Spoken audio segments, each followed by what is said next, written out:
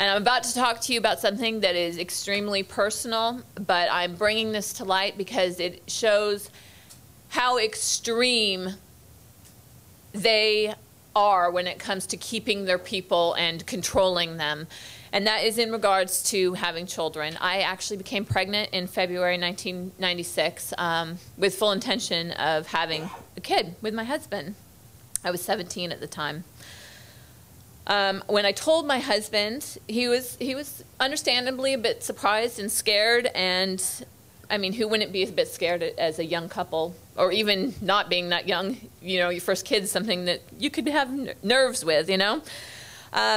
When we informed the commanding officers of our organizations, I was told by the commanding officer of my organization that she immediately started telling me that at this point the baby wasn't a baby. It was just tissue. And earlier, about a few months earlier, she had found herself pregnant, and in fact she hadn't realized she was pregnant until she was about 14 weeks pregnant and had gotten an abortion because it was the greatest good, quote unquote. She started pushing how important my job was, how it would be so detrimental to the organization if I were to leave, how neither me or my husband had any money, nor would we when we left if we had children. And after 2 days of this, of constant pressure and, you know, being threatened with the fact of if I left, I would have no money, I would have no life. There's, you know, most people, even at an older age, don't succeed. I had no schooling. There would be no way that I would be able to support a child. And that was what they were continually repeating to me. I know for a fact I would have been able to support a child if I had gone through with it. But after, you know, days of this, I conceded and had an abortion. And, you know, the other day, about a week and a half ago, I went in for a deposition, and the lawyer for the Church of Scientology actually asked me, actually he kept rewording questions to get me to say that I agreed to have an abortion. I never agreed to have an abortion. Did I concede? Yes, I did. Does it kill me every day? Yes, it does.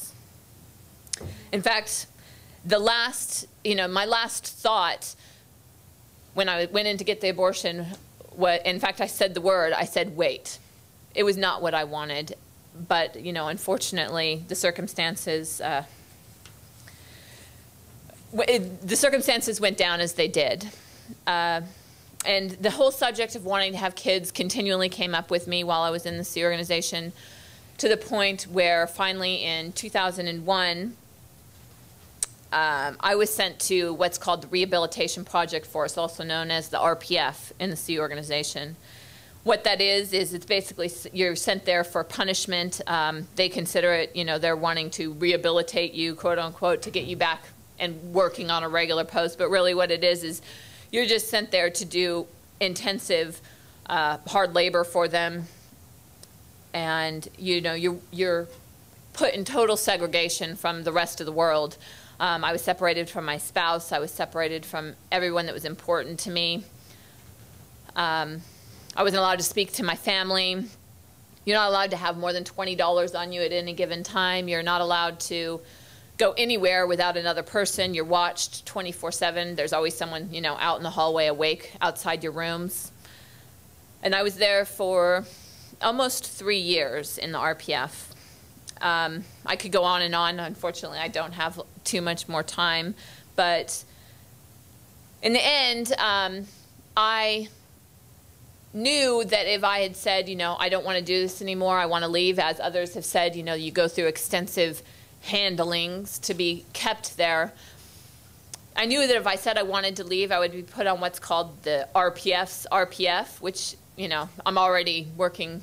It's already intolerable circumstances. It's even more intolerable in the RPF's RPF. And in fact, a friend of mine had been there for 8 months in the RPF's RPF trying to leave. So I did something that I knew that would get me kicked out immediately. And I actually took a gulp of bleach because I knew that if I was considered a suicide risk, that they would get rid of me immediately. And they did. I was not suicidal, but that was the extreme that I went to get myself out of there immediately. After I left the RPF, I actually still considered myself a Scientologist for several years. In fact, I paid, you know, what I think it was Mark mentioned, a $100,000 freeloader bill. I also had a bill from them saying I owed them $120,000 for the services that I had gotten while I was in the Sea organization. So after spending 13 years of working 100-hour weeks, I owed them money. And I actually paid them $10,000 after I left. And it took me about 4 years to realize that what happened there is not right, and somebody needs to do something about it. And that's why I'm here today, to start opening up people's eyes to what occurs in the Sea organization, because it's not right, and something does need to change. Thank you.